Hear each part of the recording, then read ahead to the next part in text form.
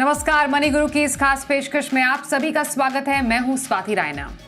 Digital loan के बढ़ते चलन और फिनटेक कंपनियों के आने से अब लोन अप्रूवल मिनटों में हो जाता है। इसका असर ये हुआ कि भारत का मिडिल क्लास लोन के जाल में फंसता जा रहा है। दरअसल आरबीआई की एक रिपोर्ट के मुताबिक एक दशक में क्रेडिट कार्ड और रिटेल लोन का कर्ज 4% से बढ़कर 11% हो गया है। इसलिए आज हम आपको बताएंगे कि जरूरत पड़े तभी ले कर्ज और कर्ज के जाल से निकलने के क्या उपाय हैं, कैसे लोन फटाफट आप चुका सकते हैं। स्मार्ट टिप्स हम आपको आज बताएंगे अपने शो में। हमारे साथ दो खास एक्सपर्ट्स हैं, ऑप्टिमा मनी के एमडी पंकज मठपाल और certified financial planner Poonam Rungta. Pankaj ji और पूनम दोनों का बहुत स्वागत करते हैं आज मनी गुरु के खास कार्यक्रम में। सबसे पहले समझना ज़रूरी है कि जो ट्रेंड है या रिपोर्ट है वो कहती क्या है। अब आरबीआई ने तो कह दिया कि जो भारत का मिडिल क्लास है वो लोन बहुत ज़्यादा ले रहा है। ज़रा पंकज जी थोड़ा इसको अगर हम समझने की कोशिश करें, इसको एनालाइज करें तो क्या माने। एक तो पिछले मतलब अभी जो बजट में ऐलान किया गया कि अब थोड़ा एक डिस्पोजेबल इनकम भी लोगों के हाथ में आएगी तो लोग खर्च करने में ही उसको यूज़ करेंगे। लेकिन दूसरी तरफ जो पिछले 10 साल के आंकड़े बताते हैं कि लोन लेकर अपनी ज़रूरतों को पूरा करना मिडिल क्लास का ये ट्रेंड नया शुरू हो गया है, कैसे समझे। स्वाति जी नमस्कार, पूनम जी नमस्कार और हमारे जी बिजनेस के सभी व्यूअर्स को भी नमस्कार। देखिए लोन लेना तो पहले से चलता आ रहा है, इसमें कोई नई बात नहीं है। लेकिन पहले लोन जो लिया जाता था वो मजबूरी में लेते थे, लेकिन अब क्या हो गया है, लोन मजबूरी के बजाय बहुत सी छोटी छोटी जरूरतें, जैसे कि आपने लोन पर फोन, तो आपको शायद उतनी जरूरत ना हो लेकिन आसानी से मिल रहा है तो आप लोन ले रहे हैं। घूमने के लिए लोन ले रहे हैं, आप बाहर घूमने जाते हैं, इवन जिन चीज़ों की बहुत ज़रूरत नहीं है फिर भी पीयर प्रेशर में या फिर आप देखें कि आसानी से मिल रहा है, बाय नाउ पे लेटर, तो आप वहां पर लोन ले लेते हैं।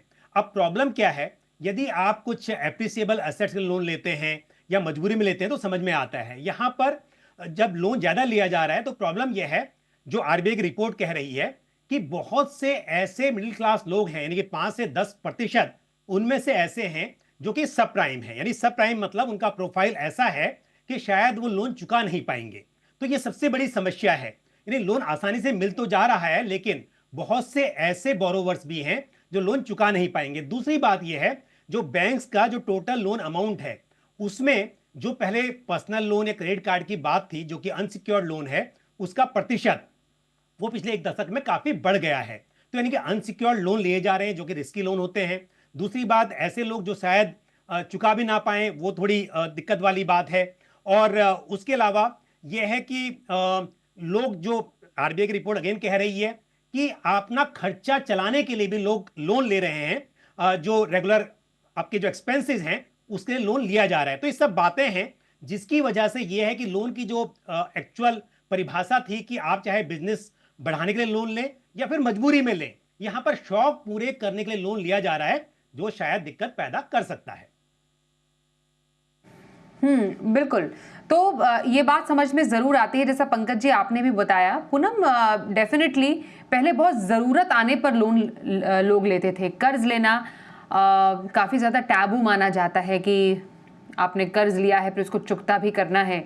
अब घर के लिए लोन लिया, वो बात समझ में आ गई। बच्चे की पढ़ाई के लिए लोन लिया, वो बात समझ में आ गई। पर्सनल लोन काफ़ी हद तक लोग लेते हैं ज़रूरी अपने खर्चों को पूरा करने के लिए, वो बात भी समझ में आ जाती है। अब तो वीकेंड लोन और वेकेशन लोन और फ़ोन के लिए लोन, जैसा पंकज जी ने भी जिक्र किया, तो ये जो लोन लेने का जो ट्रेंड है, जो धीरे धीरे बहुत ज़्यादा एक क्विक फिक्स सोल्यूशन हो गया है, क्या एक डेंजरस ट्रेंड है? स्वाति, ये जो टॉपिक है ना आपने जो लिया है, वो इतना मैं इसके बारे में स्ट्रांगली फील करती हूँ कि इसकी अवेयरनेस बहुत ज्यादा होनी चाहिए और बहुत इफेक्टिवली होनी चाहिए। क्योंकि जो लोन है जिसको हम डेट ट्रैप बोलते हैं, ये ट्रैप के अंदर जैसे अभिमन्यु का चक्रव्यूह था, वैसे एक इंडिविजुअल फंस सकता है और उसे इससे कभी भी लाइफ में नहीं निकल सकता। अगर आप एक बार डेट के ट्रैप में फंस गए तो आप जिंदगी भर कितनी भी कमाई करते रहेंगे मगर वो कभी भी सेविंग्स में नहीं तब्दील होगी, क्योंकि आप लाइफ लॉन्ग उस जो भी आपने लोन लिया उसका ब्याज भरने में आप चुकाते रहेंगे और एंड ऑफ द डे पता चलेगा कि मैंने मेरी सारी इनकम तो दे दी ईएमआई में उस लोन को चुकाने में, मगर फिर भी प्रिंसिपल वही की वही खड़ा है। क्योंकि जैसे हम कंपाउंडिंग हमारे सेविंग में उसको फायदेमंद एर्थ वंडर समझते हैं, वैसे ही जब हम डेट की बात करते हैं तो इसमें भी कंपाउंडिंग लागू होती है, और वो भी एक earth wonder in a negative manner work करती है। और बंदा कभी भी कुछ सेव नहीं कर पाता, तो उससे रिजल्ट ये होता है कि जब कभी दूसरी इमरजेंसी आई तो वापस उसको लोन लेना पड़ा, और पिछला लोन अभी भी चालू है। और जैसे पंकज जी ने बहुत अच्छे से सिखाया, आजकल लुभावन बहुत है लोन का। फोन पे आपको दिन भर फोन आते हैं कि आपका लोन अप्रूव्ड है, एंड बिना किसी पेपर वर्क के बहुत आसानी से आपको लोन मिल जाता है। छोटी छोटी चीजें, यहाँ तक कि आप दुकान में कोई छोटी सी चीज लेने जाएं तो आपको कहा जाता है ईएमआई के तहत लेंगे तो आपको थोड़ा डिस्काउंट मिलेगा। वो एक तरह का ट्रैप है। तो हम छोटी छोटी चीजें, सर ने बताया, जैसे बिना जरूरत, यानी नीड्स तो अलग हो गए, वांट्स अलग हो गई, आप अपने लग्जरी के लिए बिना जरूरत की चीजों पे लोन लेते हैं, and then you end up paying the EMIs, और सेविंग के नाम पे जीरो हो जाता है। तो लोन जो है वो बहुत आसानी से मिलने के चक्कर में ये यंग जनरेशन, जिसको वित्तीय समझ बहुत नहीं है, फाइनेंशियल लिटरेसी नहीं है, और बहुत इसको आसान समझते हैं कि अभी तो लाइफ शुरू हुई है, थोड़ा बहुत लोन लेंगे और उसको धीरे धीरे चुका देंगे। और उसी चलते क्रेडिट कार्ड का यूसेज जो है, वो क्रेडिट कार्ड बहुत आसानी से, हर बैंक आपको दिन में 2 फोन आते होंगे, आप क्रेडिट कार्ड हमारा ले लीजिए। आप क्रेडिट कार्ड ले तो लेंगे, उसको उपयोग भी ले लेंगे, मगर उसको बिना सोचे समझे जब उपयोग करते हैं तो उसकी जो इंटरेस्ट है, ये आप आधे लोगों को ये पता नहीं होती है कि अगर आपने जो मिनिमम ड्यू खाली भरने से आपको आगे ये कंटिन्यू मिलती है क्रेडिट की समझ, उसमें आप एज मच एज 21% भी आप इंटरेस्ट चुकाते हैं। तो ये ट्रैप है। तो ये इस ट्रैप को आप यंग जनरेशन में चलन ज्यादा है, क्योंकि उन्हें लगता है कि जो जरूरतों से ज्यादा जो उनके रोजमर्रा के खर्च है फालतू, जैसे फोन की बात करी सर ने, तो फोन आजकल लाख रुपए का फोन भी आसानी से मंथली 2-4 हजार की ईएमआई पे मिलता है, पर उसके रिपरकशन बहुत लंबे चलते हैं। जब आप हर कुछ ही ईएमआई पे लेने की सुविधा है तो वो ली भी जाती है, और फिर बस आप उसमें से कभी निकल ही नहीं पाते। तो ये जो चलन है वो बहुत सारे कारणों से चले जा रहा है, मगर इसके लिए जिस तरीके से रोज रोज और इसमें इनपुट्स आ रहे हैं कि पर्सनल लोन आपको बिना किसी कोलेटरल के मिल रहा है, तो क्यों ना लोन ले लें। तो चलन की तो बात ये है कि बैंक्स और ये सब का जो पूरा सिस्टम है, उस वजह से चलन बढ़ रहा है। और हमारी जो अवेयरनेस है, रोज जो कॉल्स आते हैं आपको मार्केटिंग के, वो सब आपको इसके अंदर बहुत आसानी से फंसा सकते हैं। एब्सोल्युटली। मैं पंकज जी इसी से आपसे जानना चाह रही हूँ, क्योंकि पूनम ने बोला कि आप ट्रैप में फंस जाते हैं, लोन के ट्रैप में फंस जाते हैं। तो ये बताइए, कौन सा लोन लेना सही है, या कौन सा लोन लेने से पहले आपको कई बार सोचना चाहिए कि कहीं आप अपने ऊपर मुसीबत तो नहीं मोल ले रहे हैं, मुसीबत ना भी कहें अगर, या फिर लॉन्ग टर्म में आपके लिए कहीं ज़्यादा आपको अपना लोन चुकता करने के चक्कर में ज़्यादा परेशानी तो नहीं होगी। तो क्या हम यहाँ पर समझ सकते हैं हमारे अच्छा लोन कौन सा और कौन सा लोन अच्छा नहीं है? बिल्कुल स्वाति, देखिए ऐसा है कि जैसा बात चल रही है, पूनम जी ने बताया कि लोन अगर जरूरत है तभी आपको लेना है, तो अच्छा बुरा तो बिल्कुल हम बात करेंगे। पर पहली बात क्या हो गई है कि इतनी आसानी से लोन मिल रहा है कि हर व्यक्ति इस बात को समझ नहीं पा रहा है कि कल को चुकाना भी है लेते वक्त, क्योंकि आसानी से मिल रहा है। चाहे वो हम पे नाउ बाय लेटर की बात करें, इतने अच्छे ऑप्शंस आ गए हैं कि आपका जो बजट है कोई एक होम अप्लायंस बाय करने के लिए, शायद वो 50,000 रुपए का हो, लेकिन जैसे आपको ऑप्शन मिलता है कि बाय पे नाउ बाय लेटर, या आप दुकान पर भी जाते हैं और वहां पर कहा जाता है कि चलिए आप ले रहे हैं, एक बार कोई चीज ली जाती है तो क्यों ना आप ये ले लें, इतना तो आप डाउन पेमेंट कर ही रहे हैं, बाकी का ईएमआई में दे दीजिए। तो इस तरह से आसान हो जाता है। दूसरी बात स्वाति जी, एक बात और भी है कि पहले ना, जो आपने शुरुआत में कहा था वो, कि पहले लोन लेना एक टैबू माना जाता था, और अब क्या हो गया कि इसमें किसी को लगता ही नहीं है ऐसा। इवन अगर मैं गिरवी वर्ड का इस्तेमाल करूं, जैसे पहले कहते हैं सोना गिरवी रख दिया, तो बड़ा नेगेटिव लगता था, सोना गिरवी रख दिया। अब हम कहते हैं कि कोलेट्रल के रूप में सोना रखा हुआ है, and gold can be kept as a collateral. तो कोलेट्रल वर्ड यूज किया और लोन अगेंस्ट गोल्ड लिया, तो आपको फील नहीं होता कि कुछ खराब हो रहा है, कुछ गलत हो रहा है।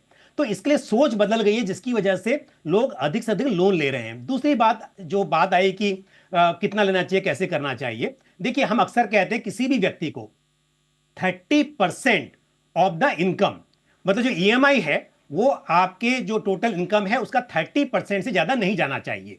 अब होता यह कि बैंक अक्सर जब आपका देखते हैं कि कितनी एलिजिबिलिटी है, तो आपकी जो मंथली इनकम है उसका 50% तक की ईएमआई आपकी बना देते हैं। तो आपको भी लगता है कि मुझे ठीक है, अगर मेरी मंथली इनकम जो है 1 लाख की है तो 50,000 रुपए की ईएमआई पे कर सकता हूं। अब प्रॉब्लम कहां पर आती है, क्योंकि अधिकतर लोन जो होते हैं फ्लोटिंग रेट लोन होते हैं। अब ऐसे में जब इंटरेस्ट रेट बढ़ जाता है तो ऑब्वियसली आपकी ईएमआई बढ़ सकती है। जब ईएमआई बढ़ेगी, या तो टेन्योर बढ़ेगा, वो अलग बात है, पर अक्सर यही होता है कि आपकी ईएमआई अगर बढ़ जाती है किसी भी केस में, तो आप पहले ही, क्योंकि 50% जो पूरा आपका मैक्सिमम एलिजिबिलिटी थी उसके यूज करके बैठे हुए हैं, तो तब तो आपको दिक्कत आएगी ही। तो इस, या फिर दूसरा लोन कोई लेना पड़े तब आपको प्रॉब्लम आएगी।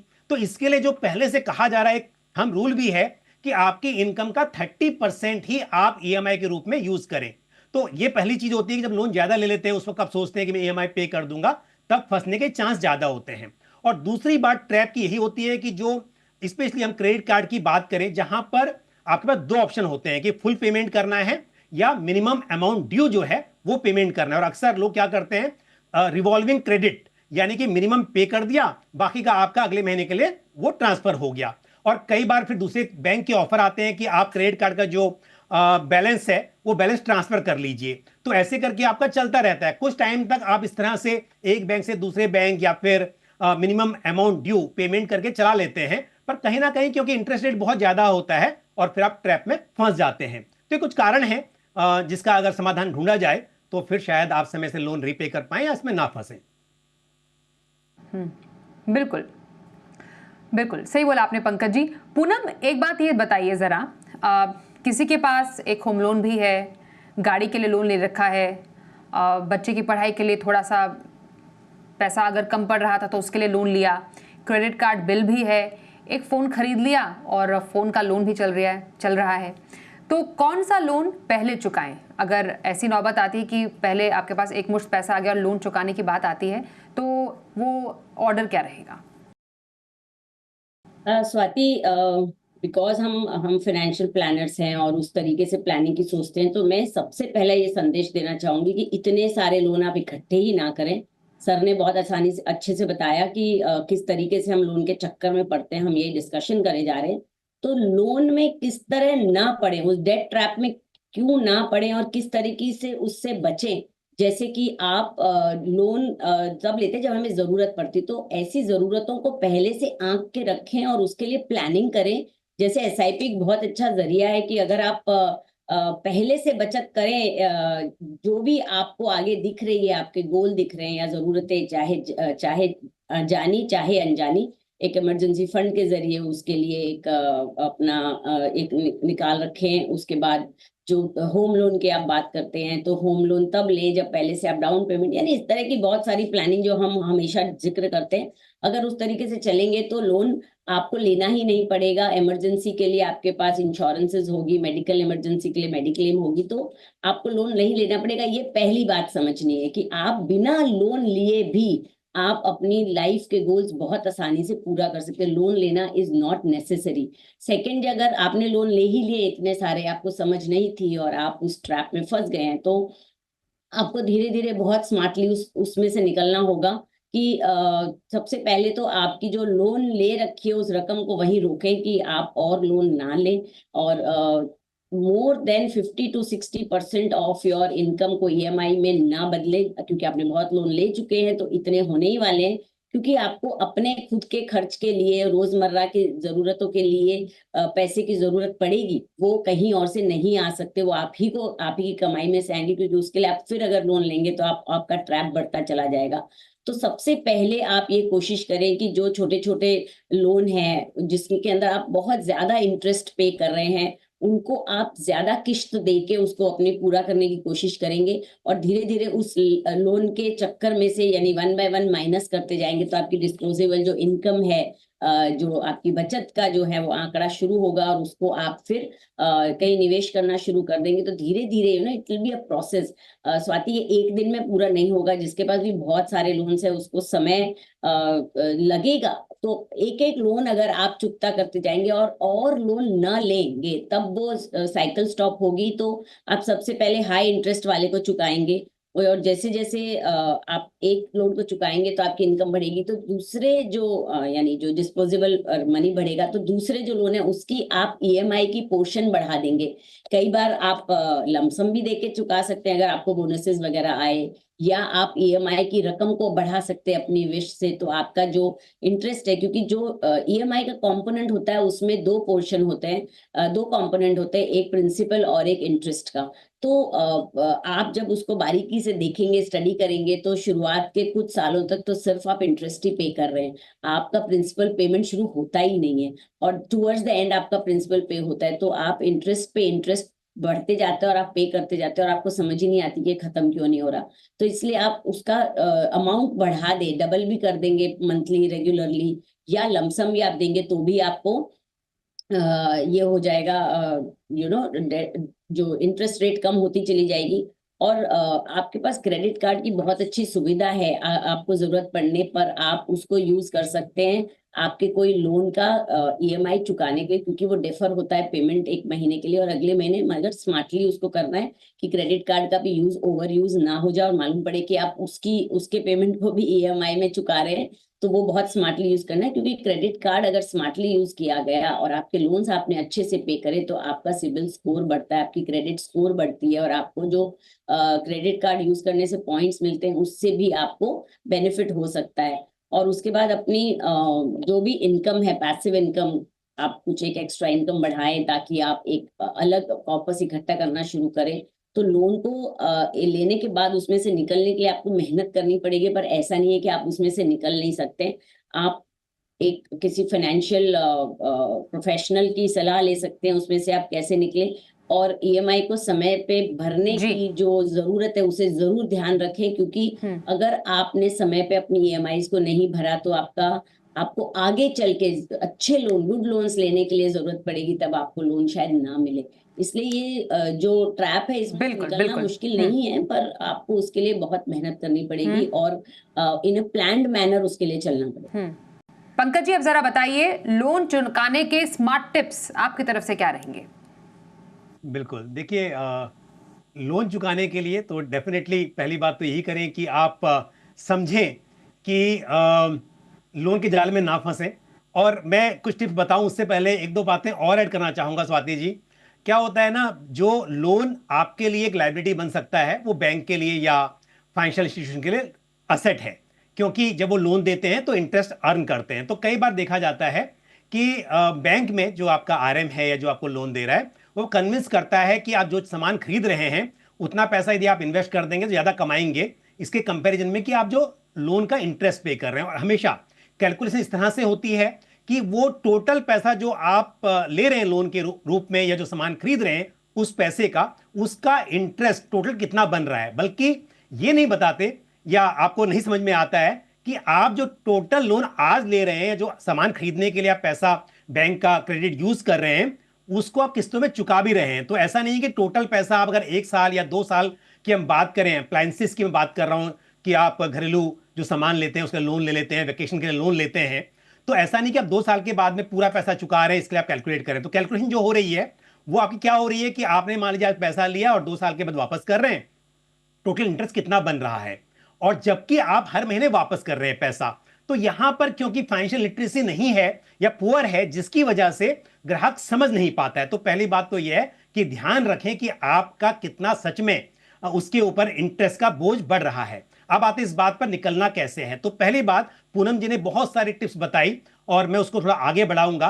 तो पहली बात तो यही है कि आपके पास में जो पूरा लोन इकट्ठा हो गया है उससे आप कोशिश करें कि उसमें से ऐसे लोन जहां पर इंटरेस्ट ज्यादा जा रहा है, और हमेशा क्रेडिट कार्ड और पर्सनल लोन के ऊपर इंटरेस्ट ज्यादा होता है, उसको रीपे करें पहले आप। दूसरी बात, क्रेडिट कार्ड के ऊपर भी हर बैंक के क्रेडिट कार्ड पर सेम इंटरेस्ट नहीं होगा। आपको चेक करना होगा कि कहां पर इंटरेस्ट ज्यादा लग रहा है, तो जहां पर इंटरेस्ट ज्यादा है उसको आप रीपे करें।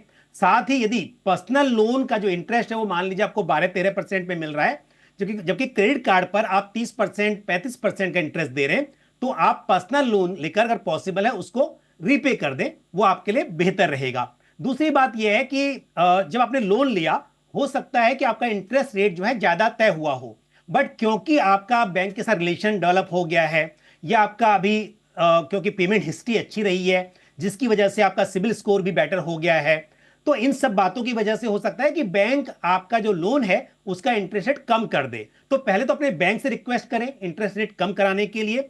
अगर वो पॉसिबल ना हो तो बैलेंस ट्रांसफर करके दूसरे बैंक में जो आपको कम रेट पर इंटरेस्ट पर लोन दे सके उसका इस्तेमाल जरूर करें। दूसरी बात क्या है कि जो अनसिक्योर्ड लोन होते हैं जैसे क्रेडिट कार्ड, पर्सनल लोन, उसका रेट ऑफ इंटरेस्ट ज्यादा होता है कंपेयर टू सिक्योर्ड लोन।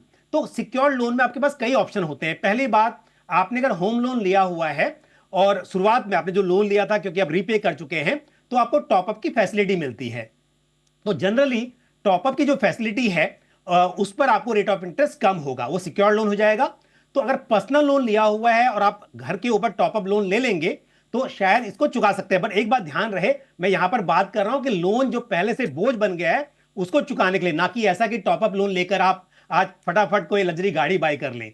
तो टॉपअप लोन क्योंकि आपको मिल जाता है और उससे आपका जो महंगा लोन है वो चुकाया जा सकता है। दूसरी बात, उसके अलावा दूसरे ऑप्शन होते हैं लोन अगेंस्ट सिक्योरिटीज। आपने म्यूचुअल फंड के अगेंस्ट में लोन ले सकते हैं, आप शेयर्स के अगेंस्ट में लोन ले सकते हैं, सॉवरेन गोल्ड बॉन्ड के अगेंस्ट में लोन ले सकते हैं, कुछ इंश्योरेंस पॉलिसीज में भी ये पॉसिबल होता है कि लोन लिया जा सकता है। तो ऐसी चीजें जहां पर पैसा निकाला नहीं जा सकता, मान लीजिए लॉन्ग टर्म के लिए लॉक है, या जी। फिर जहां आप निकालना नहीं चाहते जैसे म्यूचुअल फंड या शेयर में आपको लगता है कि मार्केट थोड़ा सा करेक्ट हुआ है, पैसा निकालना नहीं चाहिए, बट उसके अगेंस्ट में मैं लोन ले सकता हूं, वो भी आप कर सकते हैं। तो इस तरह से अगर आप सिक्योर्ड लोन लेंगे जिसका रेट ऑफ इंटरेस्ट कम है, उससे अनसिक्योर्ड लोन का आप पेमेंट कर देंगे तो आपको लोन से निकलने में आसानी रहेगी। और जैसे मैंने कहा कि बैंक्स के साथ आप नेगोशिएट कर सकते हैं, बैलेंस ट्रांसफर कर सकते हैं, कुछ उपाय हैं जी जिससे सर। आप जल्दी लोन चुकता करेंगे। और एक लास्ट चीज और ऐड करना चाहूंगा कि अगर आपके लिए मुमकिन नहीं हो पा रहा है कि ईएमआई नहीं पे कर पा रहे हैं आप, और जिसकी वजह से आपको इंटरेस्ट पे करना पड़ रहा है, इंटरेस्ट पे इंटरेस्ट, तो एक तरीका यह भी है कि बैंक से रिक्वेस्ट कीजिए कि आपकी अवधि बढ़ा दें। अवधि जी, बढ़ाने जी, से जी, क्या सर। होगा, ठीक है, आपको कम से कम वक्त मिल जाएगा कि आप अभी छोटा ईएमआई जो पे कर रहे हैं और बाद में जब कोई बोनस आए आपका कुछ भी हो तब आप लमसम में पेमेंट कर दें। और जब भी आपको बोनस मिलता है, कोई सैलरी हाइक होता है, पैसा अच्छा आता है, उस वक्त ईएमआई बढ़ाने पर और लमसम पेमेंट करने पर आपको ओके सर। देना चाहिए। बिल्कुल, तो ये है आपके लिए लोन चुकाने के स्मार्ट टिप्स। पूनम, बहुत संक्षिप्त में आपसे आखिरी सवाल रहेगा। अब लोन सुविधा है, अब लोगों के लिए ज़रूरत का अपनी ज़रूरत पूरा करने के लिए लोन लेना ही है, तो लोन लेने से पहले किन बातों का ध्यान रखें? स्वाति, ये अगर ध्यान रखा गया तो बहुत ही अच्छा होगा डेट ट्रैप में ना फंसने के one of the reasons, one of the तरीका कि क्या बात को ध्यान रखना है। तो सबसे बहुत इंपॉर्टेंट ध्यान है कि आप कितनी ईएमआई का ऑब्लिगेशन ले रहे हैं। तो हमने पहले भी ये डिस्कस किया कि आपको 50% से ज्यादा का तो ईएमआई ऑब्लिगेशन लेना ही नहीं है किसी भी हाल में, बिकॉज बाकी 50% आपको और चीजों के लिए लगेंगे। दूसरी बात ध्यान रखना है कि ये देखना है कि हम लोन किस चीज के लिए ले रहे हैं, whether it is a good loan और it is a bad loan. अगर कोई लोन लेके आप सामने एसेट खड़ा कर रहे हैं, आप घर खरीद रहे हैं या आप अपने एजुकेशन के लिए लोन ले रहे हैं, क्योंकि एजुकेशन लोन की एक अलग प्रोसेस है जिसमें आप बाद में पे कर सकते हैं, आप अपने बिजनेस के लिए बिजनेस लोन ले रहे हैं ताकि आप अपनी कमाई बढ़ाएं, तो अगर गुड लोन्स के बाद अगर आप कोई और लेना चाहते हैं तो वहां एक रेड फ्लैग है, आपको जरूर देखना है। लोन्स चाहिए तो आप बिल्कुल ये सोच के ले कि आप उसके सामने कोई एसेट खड़ा कर रहे हैं। आप अपनी इनकम से ज्यादा कई बार ये होके लोन ईएमआई ज्यादा कर लेते हैं, तो वो तो बिल्कुल एक बहुत बड़ा रेड फ्लैग है। उसके बाद आप अपने जो जी। इमरजेंसी फंड्स क्रिएट नहीं करते और छोटी छोटी चीजों के लिए एक आदतन लोन लेने लग जाते हैं कि चलो कुछ नहीं, एक लोन ले लिया और अपनी इमरजेंसी फंड जी, राइट। क्रिएट करें। और आप उन चीजों के लिए लोन कभी ना लें। स्पेशली मैं कहती हूँ पर्सनल लोन से हमेशा आपको दूर रहना चाहिए, because easy to take and very difficult to come out of it. उसके बाद आप ये देखें जी। जैसे सर ने भी बताया कि कौन सी बैंक आपको सबसे कम इंटरेस्ट ब्याज दरों पे लोन दे रही है, और आगे चल के आप उसको रीएडजस्ट भी कैसे कराते हैं, ये बहुत स्मार्टली आप अपने लोन को रीपेमेंट के टाइम भी यूज कर सकते हैं। राइट। और कई बार हम सोचते हैं कि एक लोन ले लिया, होम लोन ले लिया, उससे टैक्स की बचत होगी और हम वो ऑब्लिगेशन सर पे ले लेते हैं। और अभी आप देखिए राइट, कि पूनम। अब होम लोन और ये सब जो नए टैक्स रेजिम में कोई किसी भी तरह का डिडक्शन नहीं है, और आपका तो लंबा चले आ रहा है। तो जरा सोच समझ के ध्यान से अगर तो कुल मिलाकर समझे तो लोन लेने से पहले आपको कई बातों का ध्यान रखने की ज़रूरत है, जैसा पूनम ने भी बताया। तो बिल्कुल माइंडफुल डिसीजन लीजिए, नॉलेज रखिए, कोई भी लोन लेने से पहले बैंकों से के ऑफर जो है उसको ध्यान से पढ़े समझे, और जो इंटरेस्ट रेट्स है उनको भी कंपेयर करना मत भूलें। तो ये हमने बारीकियां समझी आज लोन मैनेजमेंट की। Thank you so much Pankaj ji और पूनम, आप दोनों का हमारे साथ इस शो में शामिल होने के लिए। रुकते हैं ब्रेक के लिए, देखते रहिए जी बिजनेस।